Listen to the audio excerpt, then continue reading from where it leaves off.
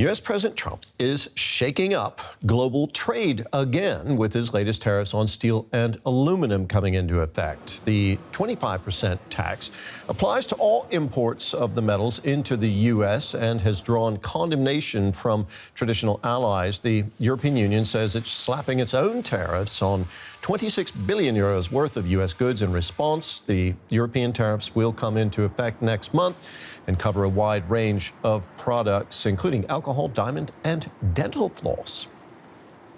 European Commission President Ursula von der Leyen said the EU remains open to negotiating with the White House.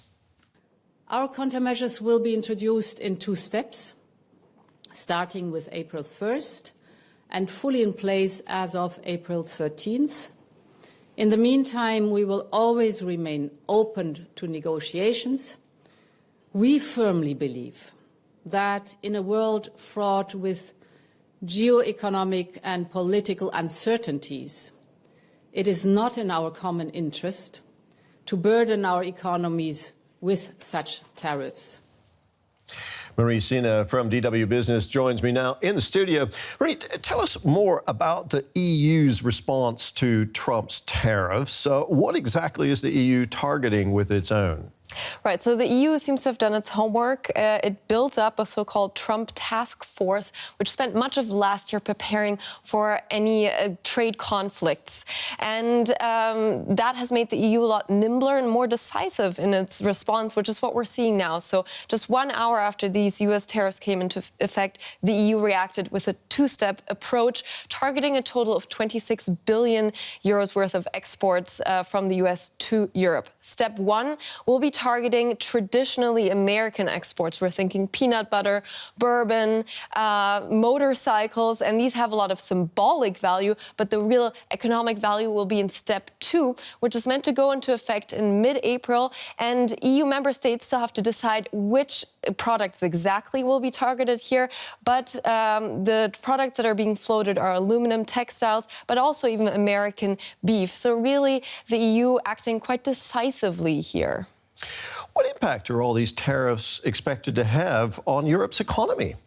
Right, so if we're just looking at these steel and aluminum tariffs, they're expected to have an impact of 26 billion euros on the EU economy, so the same amount as the retaliatory tariffs. What's important to remember here is that the EU has been exporting a lot less steel and aluminum to the US over the last few years. So Germany, for example, exports just 4% of its steel to the US. Most of its steel actually goes to its European neighbors.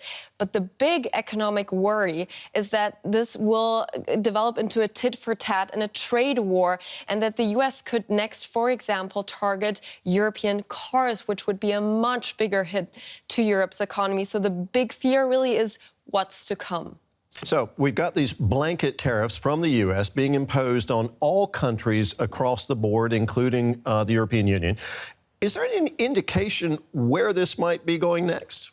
I think where this might be going next is the question on everyone's mind around the world, it seems, because Trump has been so hot and cold and so unpredictable. And a good example of that is what happened just yesterday, where Trump announced 50% tariffs on Canadian steel and metal, and he pulled back just a few hours later and pulled that back to 25%. So it's really difficult to plan anything in this kind of environment. And on top of that, looking at the EU-US relationship, the EU has made it very clear that it wants to keep its doors open for negotiation. It sent its trade chief to Washington to negotiate some sort of compromise last month, and he left disappointed, saying he felt there was no interest in an actual deal.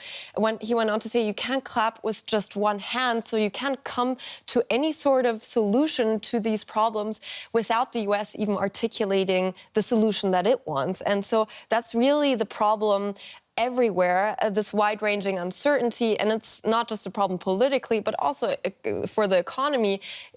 Businesses globally need to plan their supply chains, how much they will export, how much they will be selling. And they can't do any of that. And another repercussion we've seen just at the beginning of this week is the stock market feeling uneasy about all of this uncertainty. So this is having real repercussions. And the only thing that's certain is uncertainty.